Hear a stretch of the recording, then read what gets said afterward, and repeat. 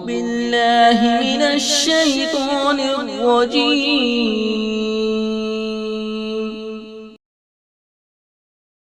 بسم الله الرحمن الرحيم.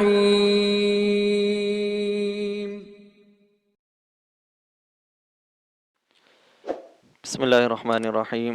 نحمد ونصلي على رسوله الكريم، أما بعد، فأعوذ بالله من الشيطان الرجيم. بسم الله الرحمن الرحيم.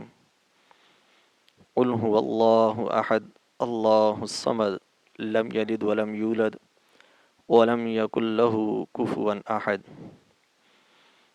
وقال الله تبارك وتعالى: الله لا إله إلا هو الحي القيوم لا تأخذه سنة ولا نوم له ما في السماوات وما في الأرض من ذا الذي يشفع عنده إلا بإذنه يعلم ما بين أيديهم وما خلفهم ولا يحيطون بشيء من علمه إلا بما شاء وسع كرسيه السماوات والأرض ولا يؤوده حفظهما وهو العلي العظيم. صدق اللہ العظیم.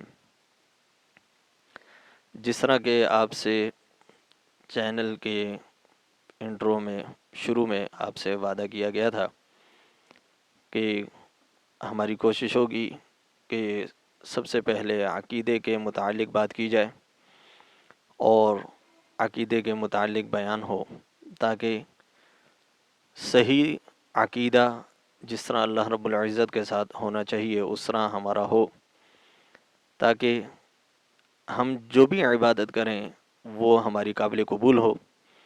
اس لیے کہ عقیدہ بنیاد ہے. جس طرح کسی بھی عمارت کی، کسی بھی چیز کی ایک بنیاد ہوا کرتی ہے کہ اگر وہ بنیاد نہ ہو تو اوپر کی عمارت ساری بیکار اور رائگاں ہے. اگر کوئی کھوکھلی بنیاد ڈالے اور اوپر وہ بہت سارا خرچہ بھی کر لے، لیکن بنیاد اگر مضبوط صحیح نہیں ہوگی تو اوپر کی عمارت ساری بیکار چلی جائے گی. لیکن اگر بنیاد صحیح ہو، مضبوط ہو، اوپر اگر عارضی بھی کام ہو تو وہ بھی پائیدار ہوتا ہے اور دیرپا ہوتا ہے.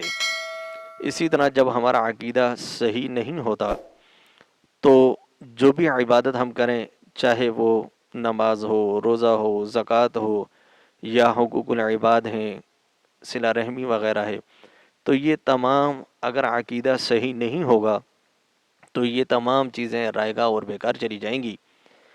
اور اگر عقیدہ صحیح ہوگا، جس طرح اللہ کی چاہت ہے اس طرح ہوگا، رسول اللہ صلی اللہ علیہ وسلم کے طریقے کے مطابق ہوگا، صحابہ کرام کے سکھلائے ہوئے راستے کے مطابق ہوگا، تو پھر اگر ہم چاہے صرف فرائض و واجبات ہی ادا کریں اور حرام اور مکروہات سے بچیں تو بھی انشاءاللہ اللہ رب العزت سے ہمیں امید ہے اور یقین ہے کہ اللہ تعالی ہماری مغفرت فرمائیں گے.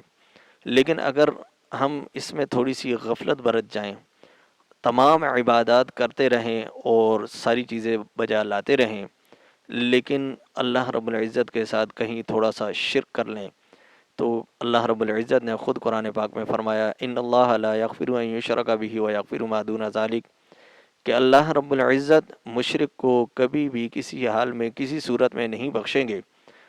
وَمَن یغفر الذنوب الا اللہ. اور اسی طرح گناہوں کے بارے میں یہ فرمایا کہ جو گناہ کرتا ہے اللہ اس کو معاف کر دیتا ہے.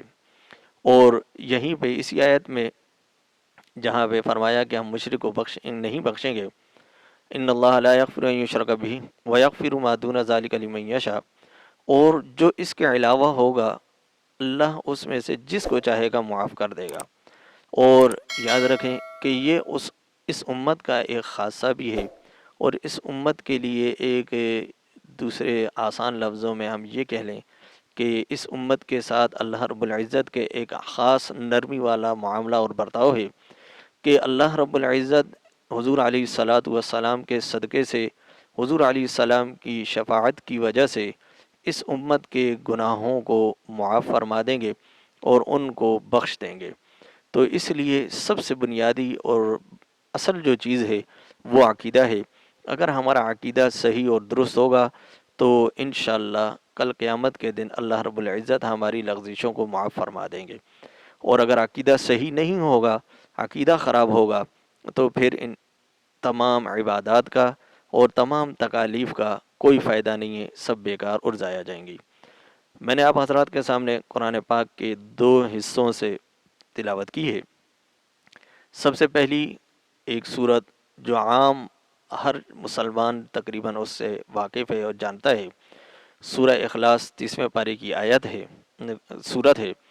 تو یہ صورت اگرچہ دیکھنے میں، پڑھنے میں بہت مختصر ہے، بہت سہل ہے، ایک عام سے نمازی کو، یعنی کہ وہ شخص کے جو مستقل طور پر نماز کا اہتمام نہیں کرتا، مستقل طور پر نماز نہیں پڑھتا، کبھی کبھار مسجد میں آتا ہے، نماز پڑھتا ہے، یا یوں کہہ لیں کہ ابھی ابھی اس نے نماز شروع کی ہے، لیکن وہ بھی اس صورت سے واقف ہے اور اس کے بارے میں وہ جانتا ہے، اور اسی صورت سے وہ نماز کو مکمل کرنا چاہتا ہے اور کرتا ہے۔ پہلی بات تو یاد رکھیں کہ اس صورت کی بہت سارے فضائل ہیں، اللہ رب العزت نے اس میں خاص جو ہے خاصیت رکھی ہے۔ حضور علیہ الصلاۃ والسلام نے فرمایا کہ جو شخص سورہ اخلاص کو ایک دفعہ اخلاص کے ساتھ پڑھتا ہے، نیک نیت کے ساتھ پڑھتا ہے، تو اللہ رب العزت اس کو تہائی قرآن کے بقدر اجر و ثواب دیتے ہیں، اور اگر کوئی شخص اس کو 3 دفعہ پڑھتا ہے تو گویا کہ پورے قرآن کا اس کو ثواب ملتا ہے۔ تو یہ اس صورت کی ایک خاصیت ہے، اس کی ایک، یہ اللہ رب العزت کی طرف سے ایک انعام ہے۔ تو اس لیے یہ ایک عام صورت اور فہم عام پہچان میں آنے والی صورت ہے۔ تو سب سے پہلی تو ہمیں اس صورت کے جو تلفظ ہیں، جو اس کے پڑھنے کا طریقہ ہے، ہمیں وہ سیکھنا چاہیے اور اس کے مطابق ہمیں پڑھنا چاہیے۔ عموماً ہم یہ صورت پڑھتے تو ہیں، نمازوں میں اس کو پڑھتے ہیں، لیکن اکثر طور پر اس کے تلفظ کے صحیح نہ ہونے کی وجہ سے صورت غلط ہو جاتی ہے۔ یاد رکھیں کہ عربی کا یہ قاعدہ ہے کہ اگر اس میں ذرہ برابر بھی زبر زیر پیش یا تلفظ کی غلطی ہوتی ہے تو معانی تبدیل ہو جاتے ہیں۔ عموماً یہ چیز عام زبانوں میں بھی ہوتی ہے، لیکن عربی میں یہ بالخصوص جو ہے یہ چیز پائی جاتی ہے کہ اگر ذرہ برابر بھی کمی کوتاہی ہوگی، زیادتی ہوگی، تو معنی تبدیل ہوگا۔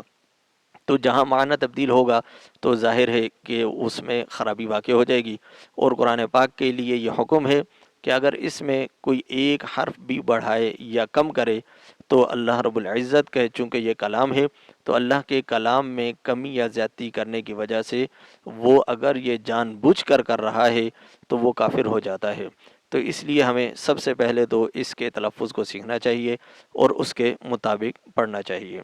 اگلی ویڈیو میں انشاءاللہ اس کے تلفظ کے ساتھ اور بقیہ تفسیر کے ساتھ انشاءاللہ پیش خدمت ہوں گے۔ السلام علیکم ورحمۃ اللہ۔